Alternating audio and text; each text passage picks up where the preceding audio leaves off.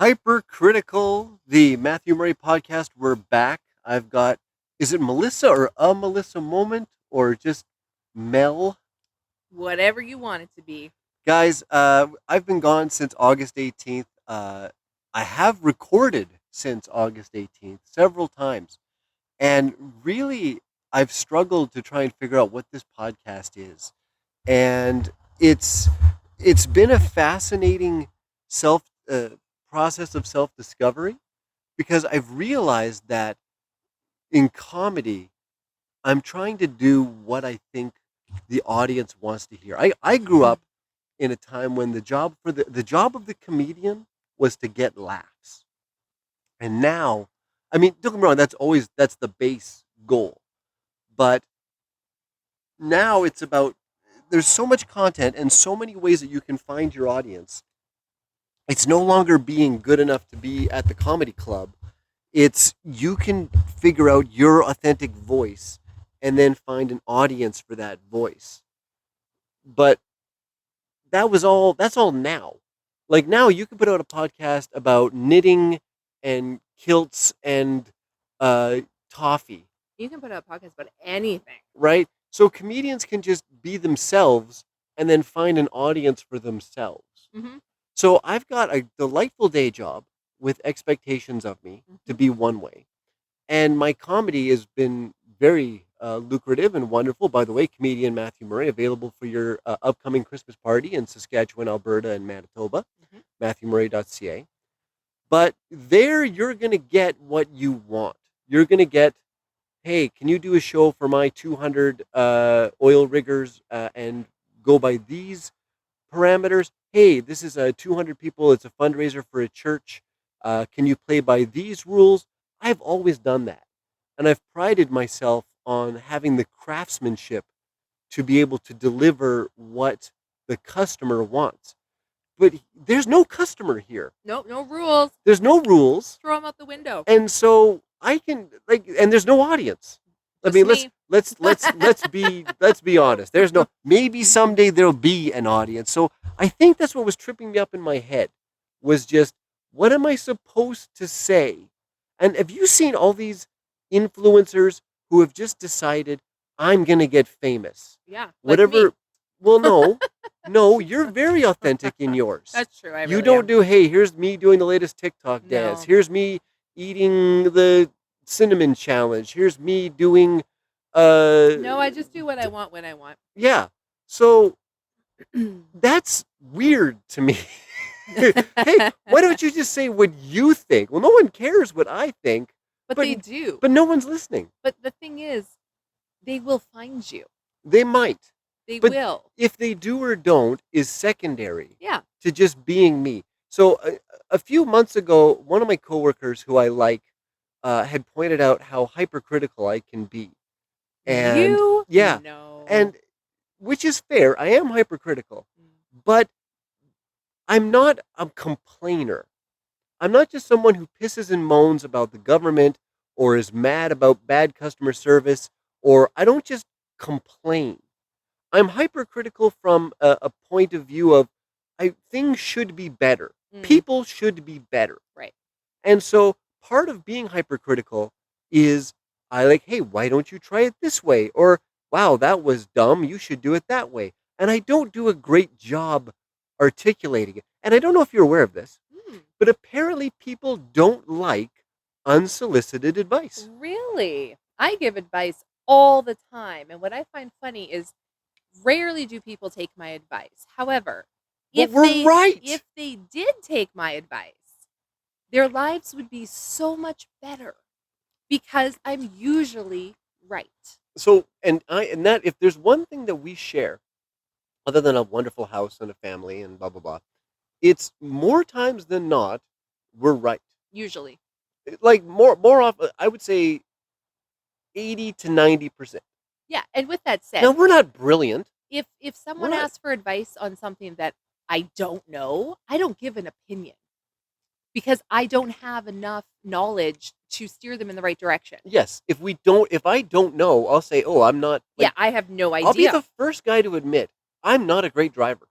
You are definitely I'm not. But everyone thinks they're a good driver. Everyone thinks at a base level they're a good driver. Most people think they're a great driver, and Mm, everyone else on the road sucks. yeah. Yet every time you drive, you're surrounded by horrible drivers. Everyone drives around thinking, "Am I the only good driver on the planet?" Mhm. Everyone, no, you're bad. Yeah. But I'm bad. I'm self-aware that I'm a bad driver. So if someone asks me for driving advice, Yeah. I'm like, no, I can't. No, you're bad. No, Don't I take it from him. Ask me. I don't fix things particularly well.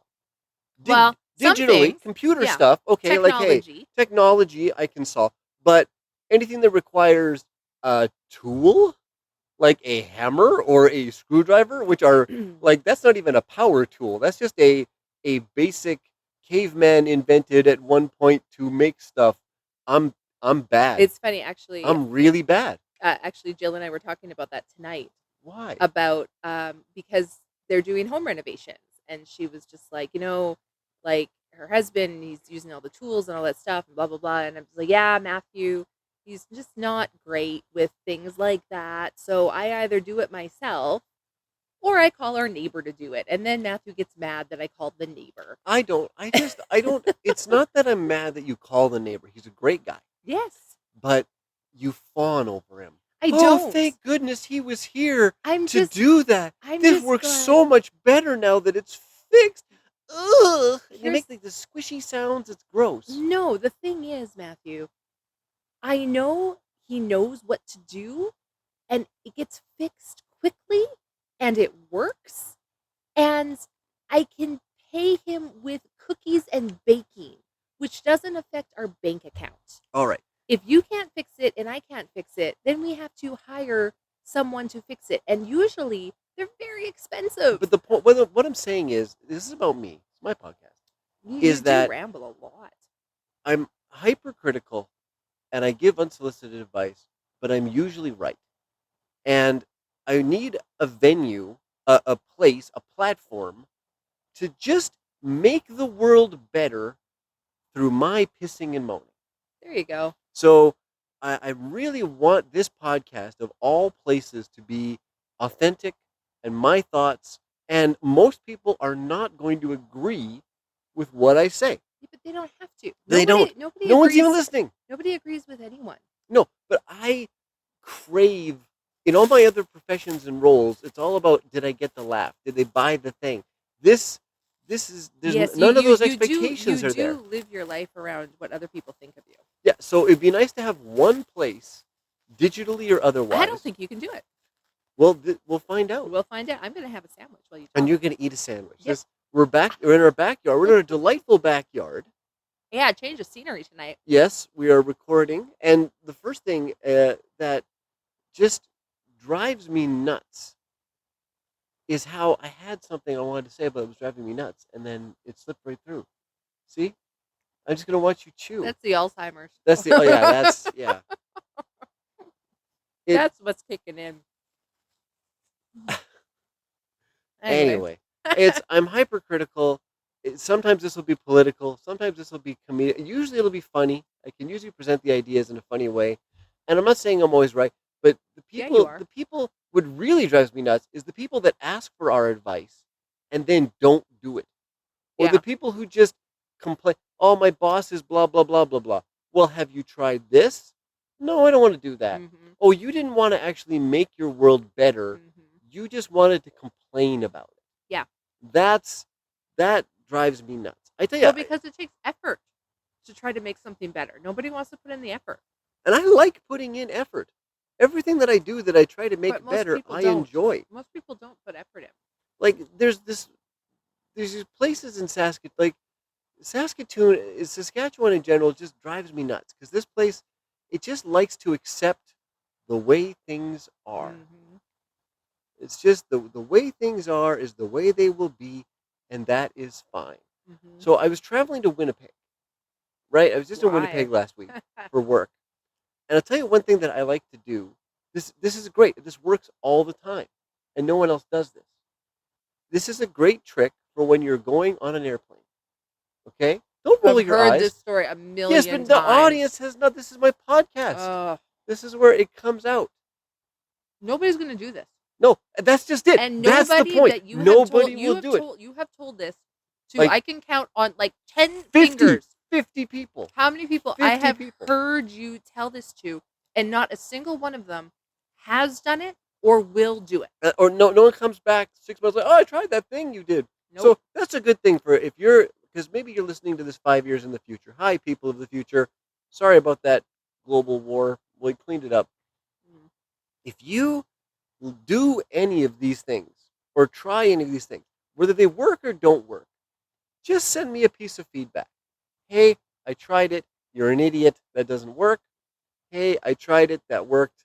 One person listened to you. If one person over the next 50 podcasts listens to something and tries it, it would be great. You know what? I almost want to start giving people Bad advice. advice. Just to see on the off chance that they actually do it, and then it embarrasses them or whatever. But I mean, like, for example, we'll get to your sign story here in a minute. But this, yeah, see, already. Signs. Okay, so here's a quick thing. You're getting on a plane. This is a great idea, but it takes effort. So you get through security. You got like an hour and a half now before you board your plane. You go to the Tim Hortons or the donut shop or whatever little store your airport has got. You buy a 20-pack of Timbits or donut holes or a little something. A box of muffins cost you $5, $8. You go over, you give it to the front person at the gate. When they get to the terminal there, they're going to start taking tickets about a half an hour before your flight leaves. Just give it to them. Say thank you. This is a really hard job. Air travel in general is Write not... your name on the box. Write your name on the box, right? Thank you, WestJet from Matthew. Thank you, Air Canada from Melissa. Thank you, Delta from the Murray family in seat 7B. We have been upgraded so many times. Mm-hmm. I've gotten first, like even if I'm not upgraded to a better seat because it's a full plane, first priority boarding, drink tickets. They gave our daughter a chocolate bar one time. Well, those chocolate bars on airplanes like are like $5. It's like like $8. What the heck? Yeah. Uh-huh. So, but it's like, ooh, that would make me uncomfortable. I got to go over to the Tim Hortons and I got to buy a box of Timbits and I got to write my name on it and I got to walk over and give them to them and say thank you and they might just think I'm a crazy person. I don't want to do that. Well, then you don't get anything. But here's the thing. I know for you it's about the getting.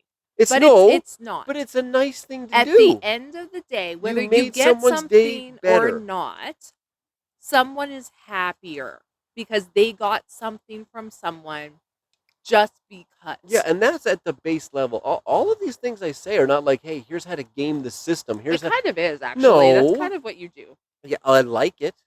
but what I'm saying is I'm not like, hey, here's how to cheat on your taxes. No. Like, I don't give advice like that. Crimes. Like, they're not a crime. I do not advocate for crime. Well, here's 3 great ways to switch price tags at Value Village so you can get a great deal. I'm not like that. Okay. I'm just saying a little, like, if you don't ask, you don't get. Right? That's true.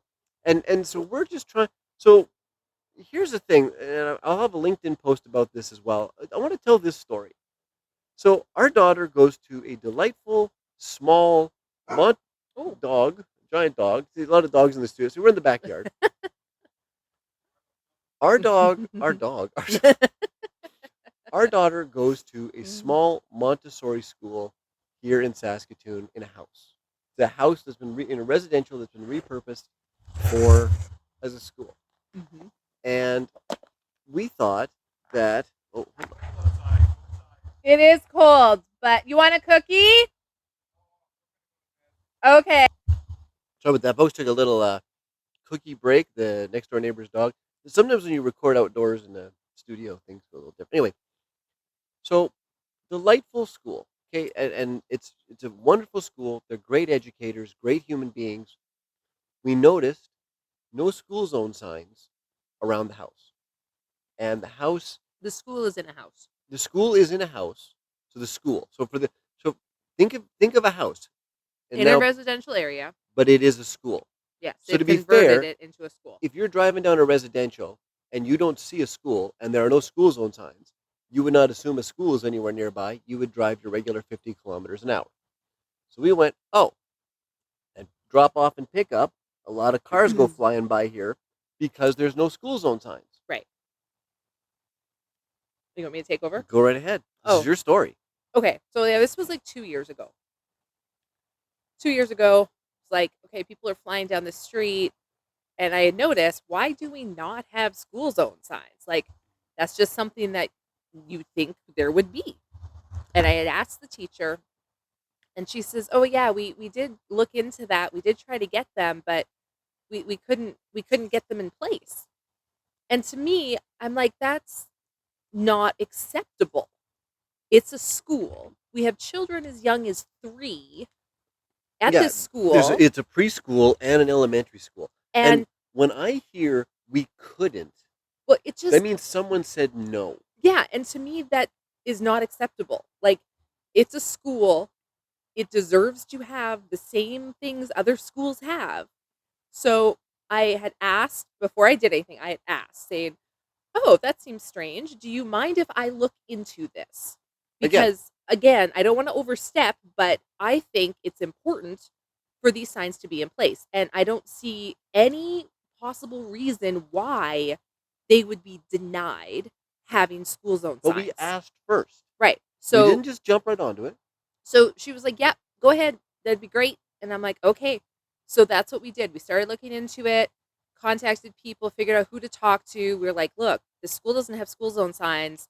And the city was like, "Okay, well, we're going to have to come and look at the situation, verify that blah blah blah, you check all the boxes kind of thing, the whole thing." I'm like, "Okay, great." And I We don't just know, started the process. started Took the a phone call. process, and I think, was it like in 2 weeks? I Yeah, think it was tops. it was pretty quick.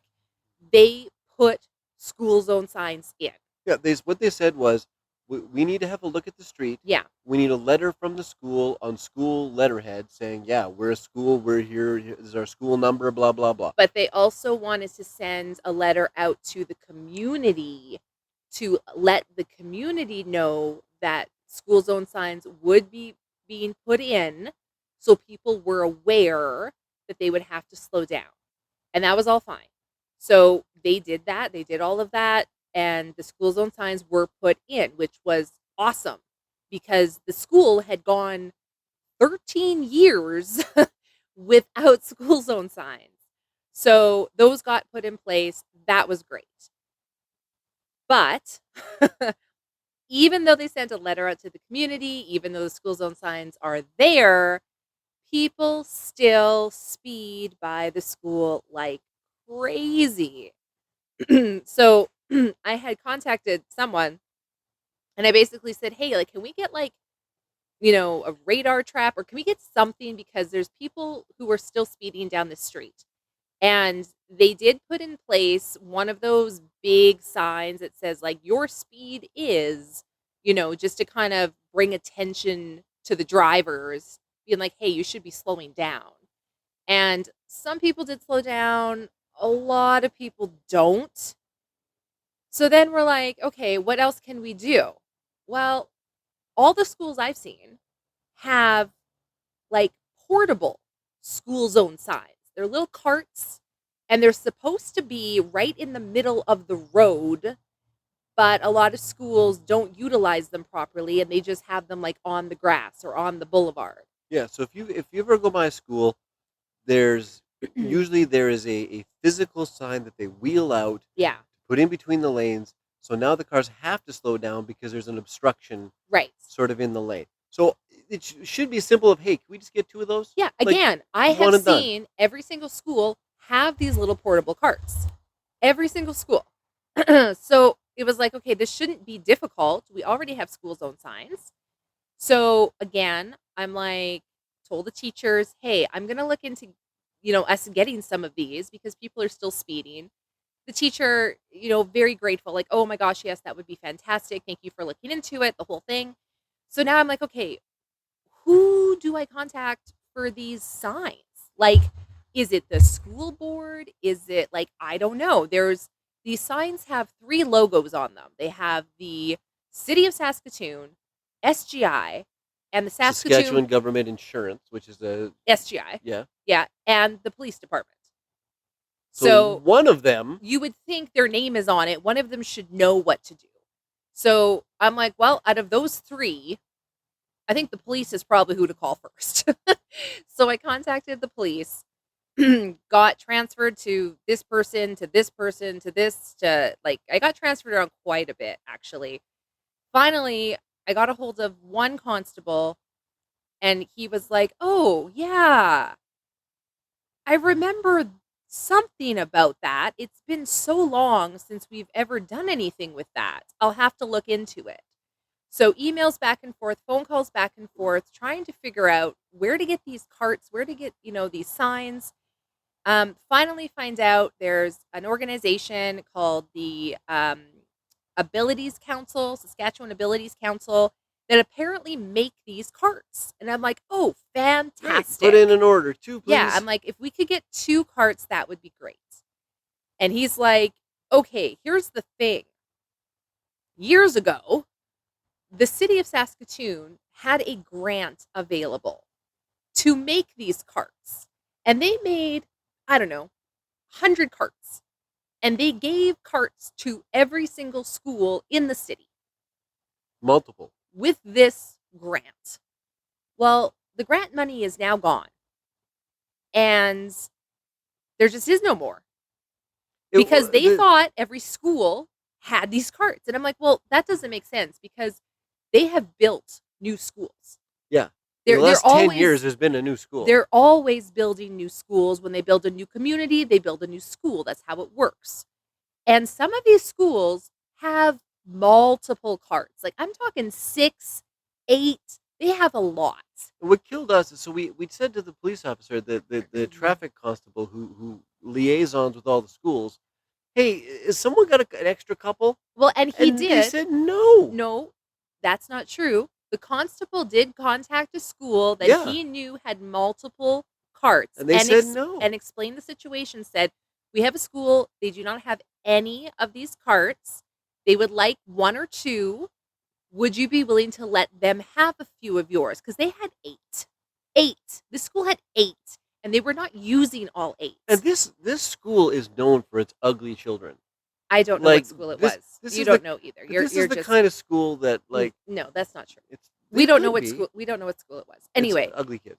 The janitor, custodian, whatever. He said no. He said no. I cannot give you any of our carts because they break all the time. I need them for parts. Now, to me, that is very rude. There's another school who doesn't have any, and you will not give us any, like even 1. You have 8. I thought that was quite rude. Even the constable was kind of like, I can't believe you just said no. And I can't. What I don't believe is, like, you're a constable. You abuse your power all the time. Okay, well maybe this constable just like, doesn't. why you talk to the one nice police officer who plays by the rules? I don't know, It's but like that's every who I TV got. show is all like, I play by my own rules. I don't know. Anyway. So anyway, the constable said there's no more grant money. Would you get arrested if you stole one? Like, could you imagine going to court? Well, I stole a school sign. I made a joke to the constable, and I did say, oh, well, wouldn't it be a shame if one day their carts are just missing and we happen to have some? And he did joke along with me and said, yes, that would be funny. So, I mean, he was definitely on my side with this whole thing. What's funny is earlier in this podcast, I said, I don't advocate for criminal activity. Well, we know you do. No. Anyway, so the grant money's gone. What's funny is you're taking right over. Like, now that I'm telling my story. Shut up. Don't tell any jokes. Yeah, you told me to. You said this is your story. So it's a Melissa moment now. Here it is. So the grant money's gone, and there is none.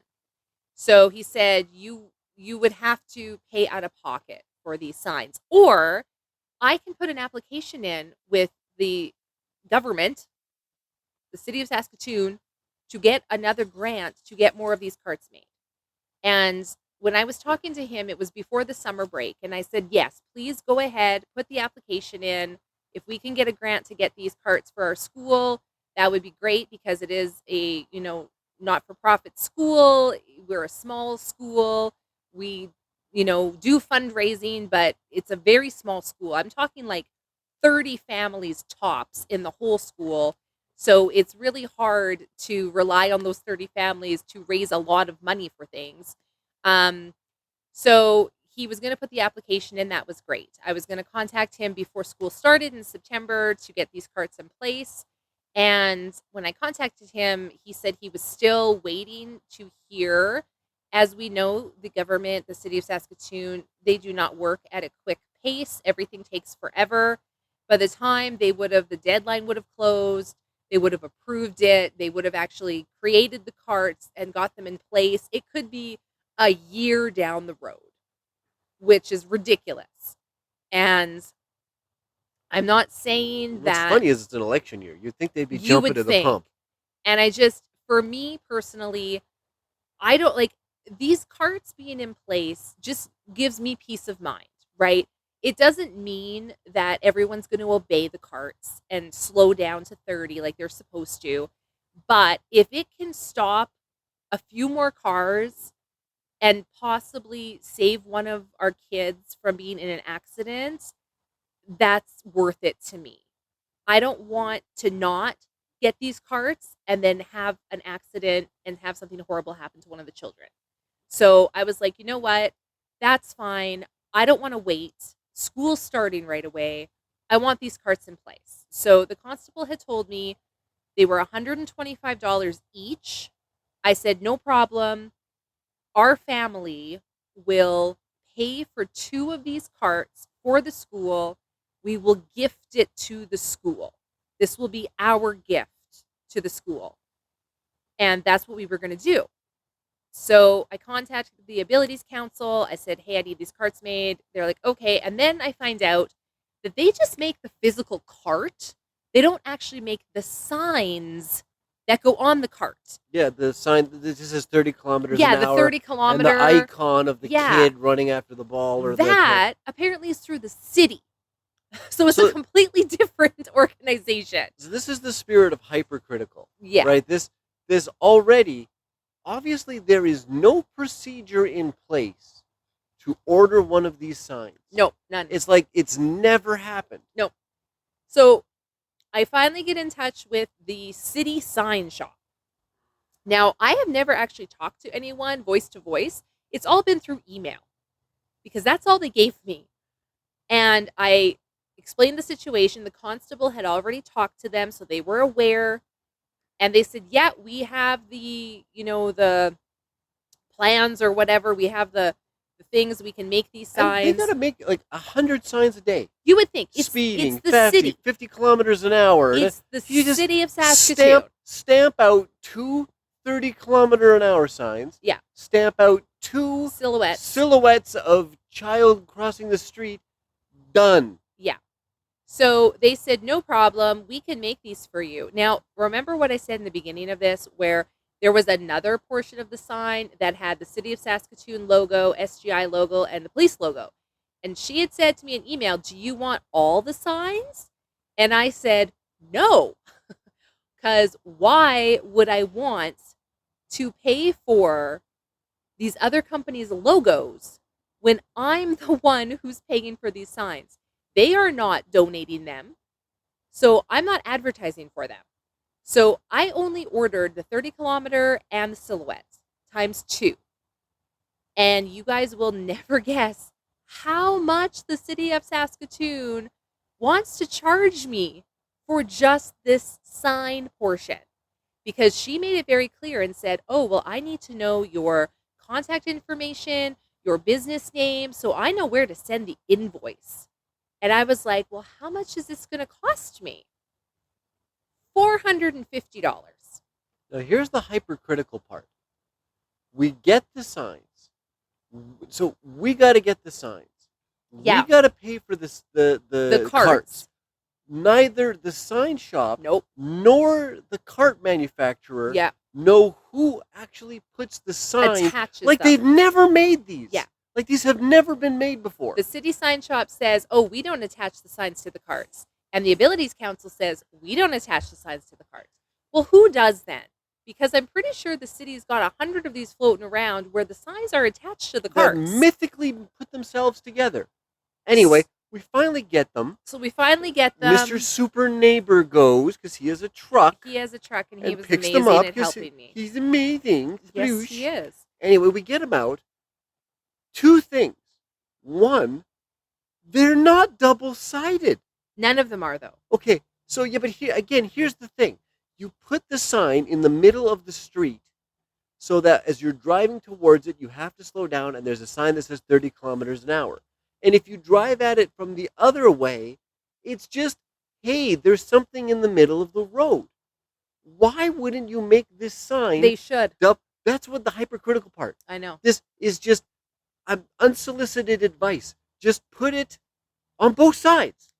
Because now we've got a thing where, because this schoolhouse, it's a schoolhouse. There you go. It's a house and a school. It's a schoolhouse. Is on the corner lot. Yeah. So we're at a T intersection. Yeah.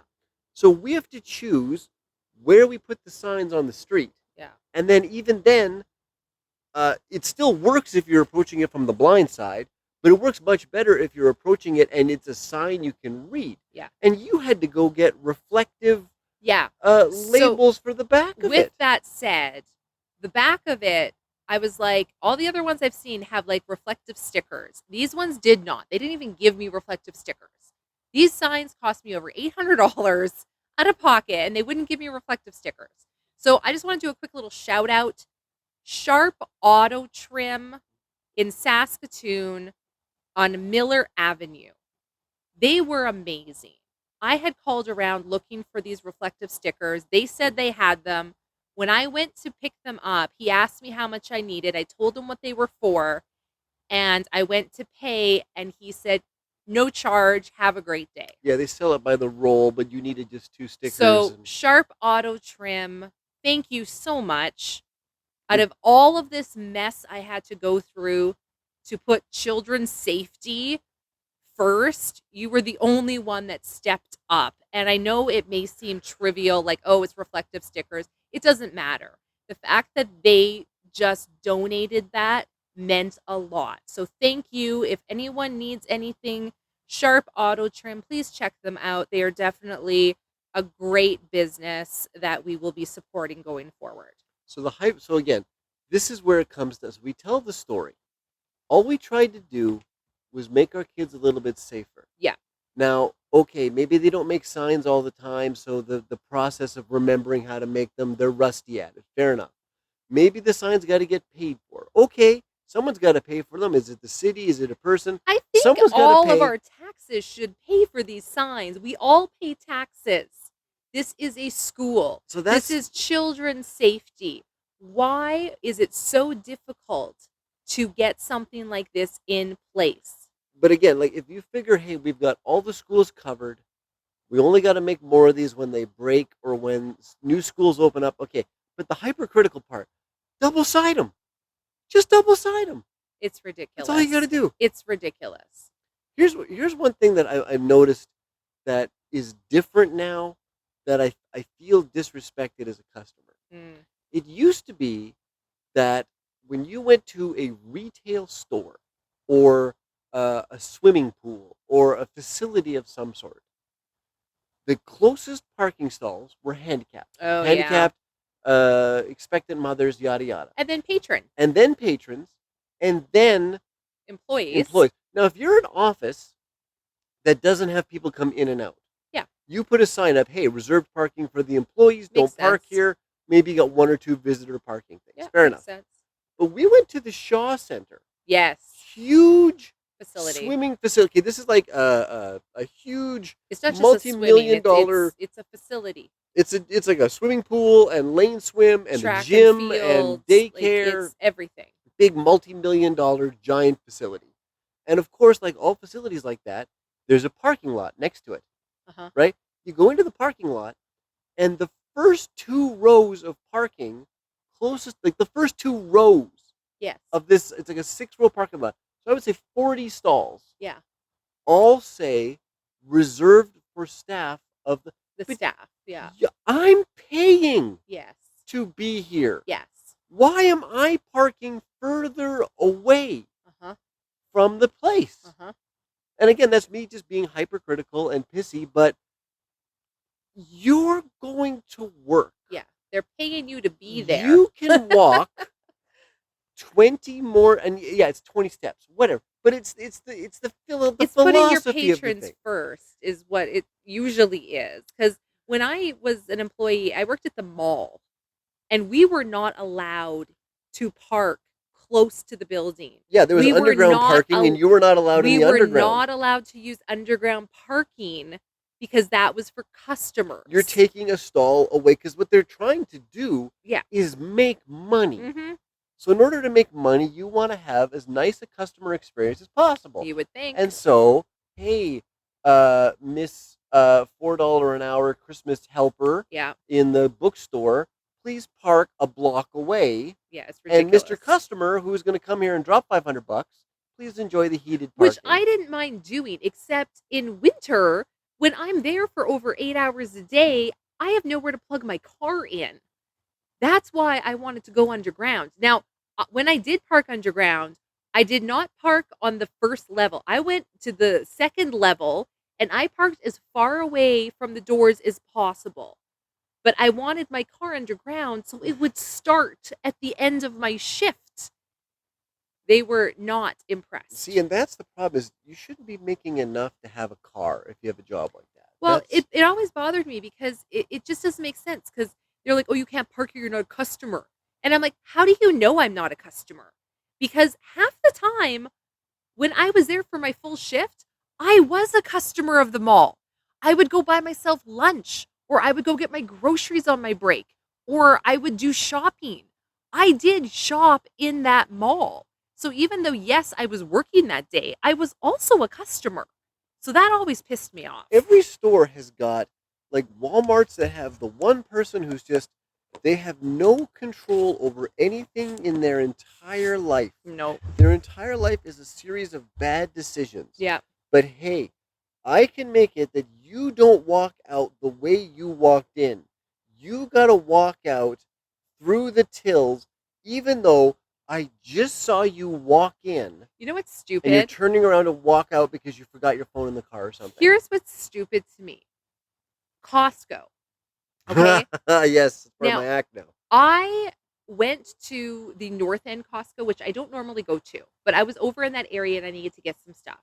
So I went into that Costco and I've seen on TikTok that this was the thing, but I didn't think it was here yet. I Well, the walked in, scan thing. I had my card ready. I Yeah. show them like, boom, here's my card, like I always do. And you have to scan it now. I knew that was coming. They got that now. Yeah, it's here, but it's not at the one we usually go to. Yeah, it is. It's over there now. Oh, it wasn't last time Yeah. I was there. Anyway, so again, I'm like, okay. So they're like, oh, you have to scan your card, please. I'm like, okay. So this is what I don't understand.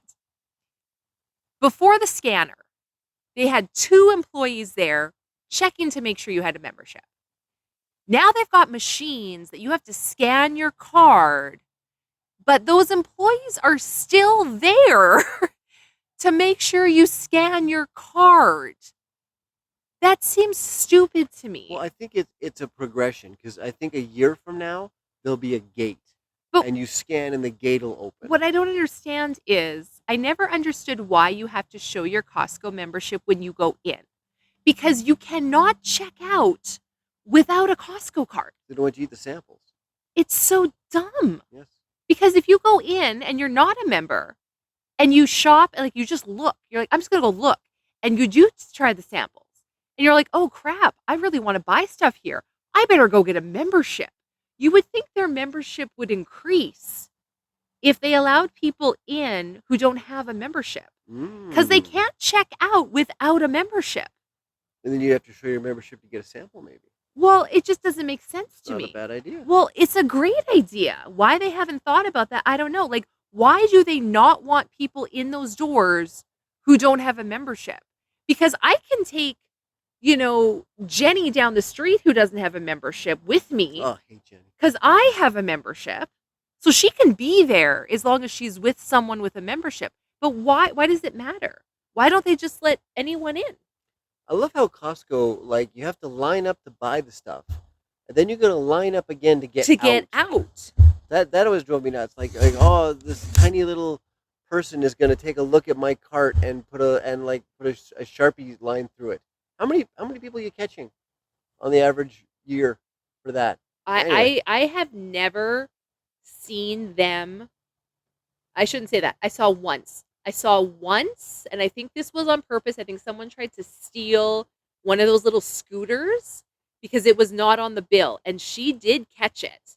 So I think they do look for the high ticket items. Like if you're buying like an electronic or an appliance or something big, I think they do check to see if it's on that bill because one lady did like, "Oh, this isn't on here. You didn't pay for this."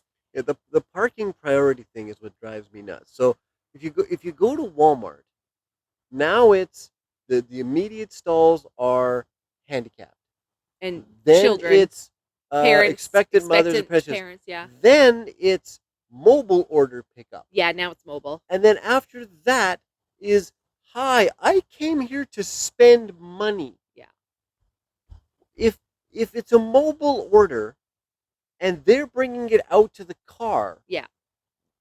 those stalls should be further away You would than think. mine because the Walmart employee is taking it out to the car. Or they should have stalls set up where technically the fire lane is. Because that might make the employees get out to your car quicker because they want to clear that so that people aren't parked there. You're in your car anyway.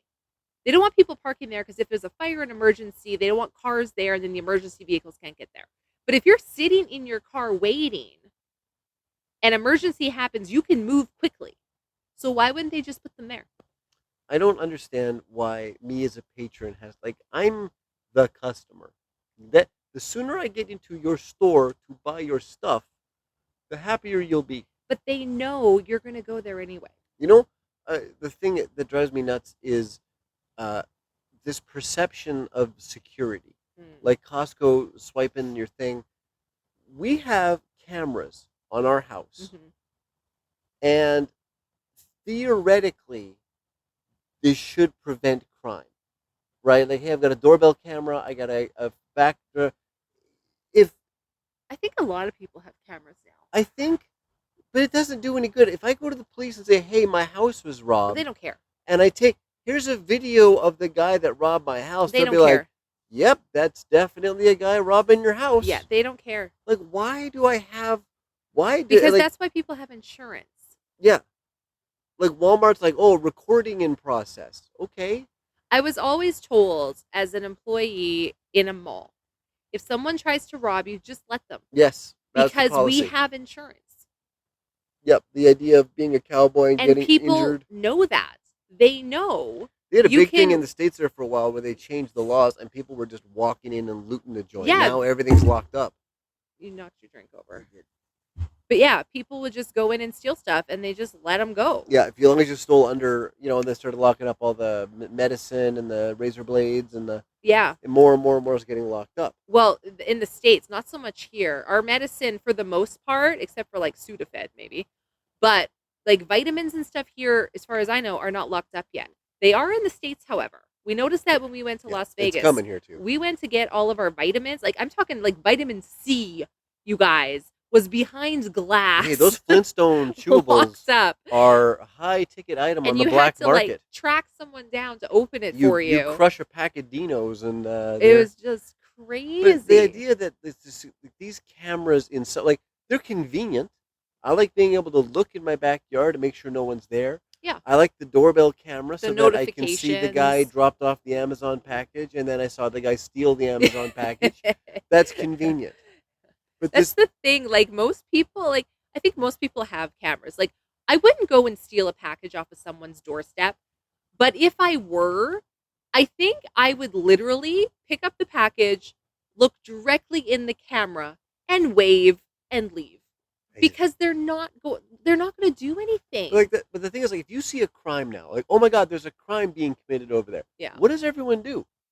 They pull out their phone. Oh yeah, they start recording and they start it. recording it. Like if you're getting into an argument with someone, Yeah.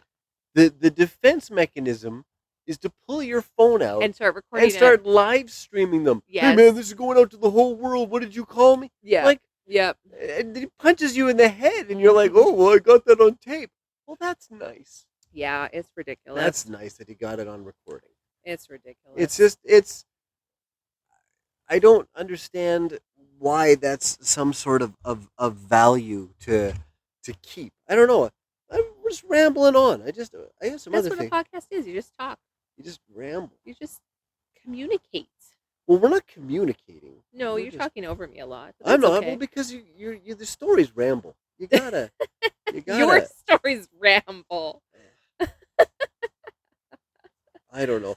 I'm not Anyway. trying to say I'm smarter than everyone. I'm just Yes, trying you to are. say everyone else is dumber than me. Oh, That's okay. different. That's different. It's like saying you don't have to run faster than the bear. You just got to run faster than your friend. Exactly.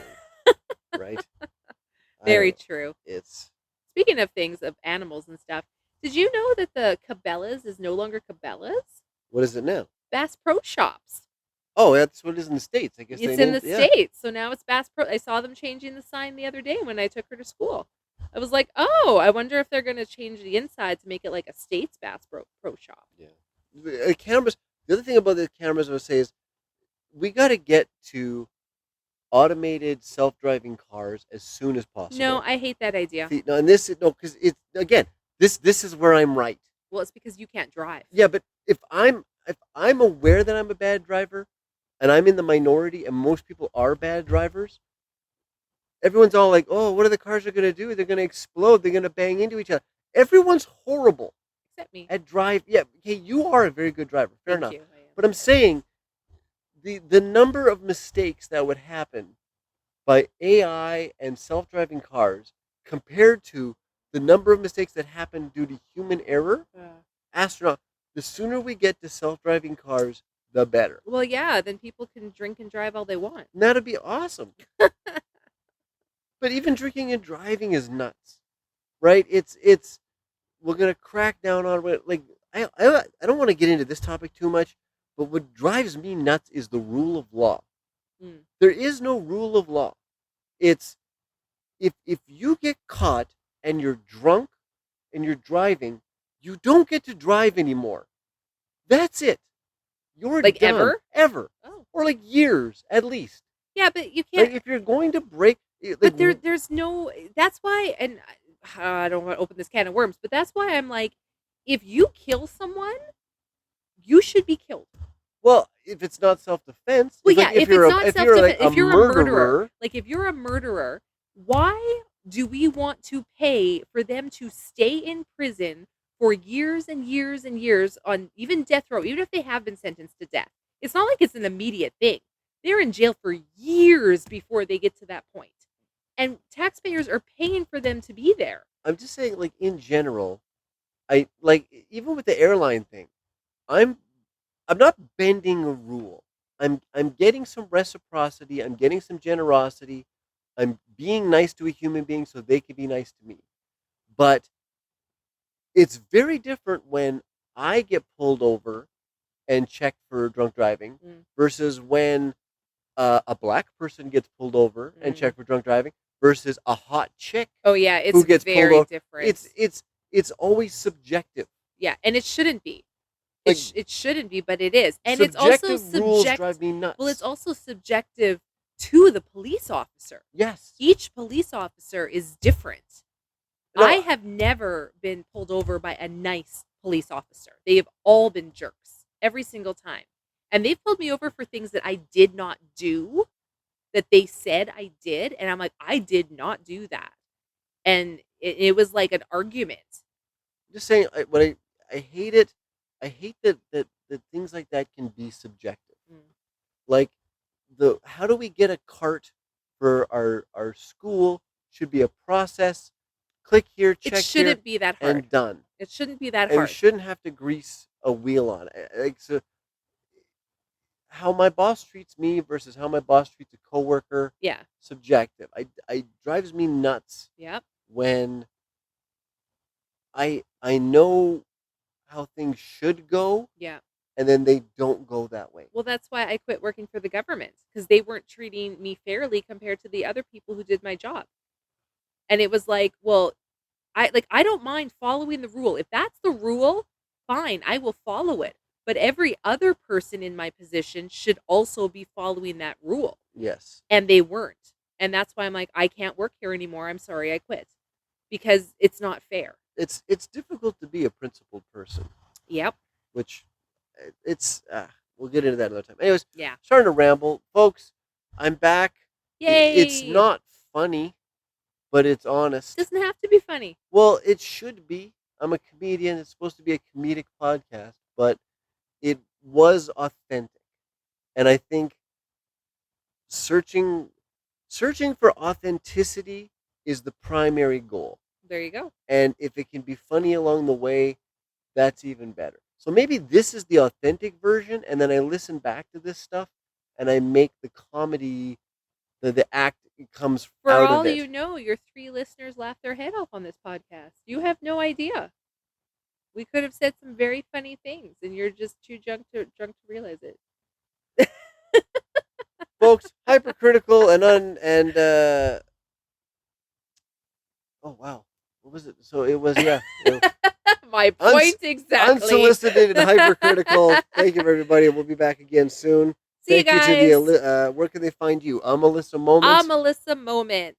YouTube channel coming up on episode 1000. Woo! You can find me at matthewmurray.ca, available for your Christmas parties. I will not speak any of my personal opinions and just make your people laugh. Thanks so Yay. much.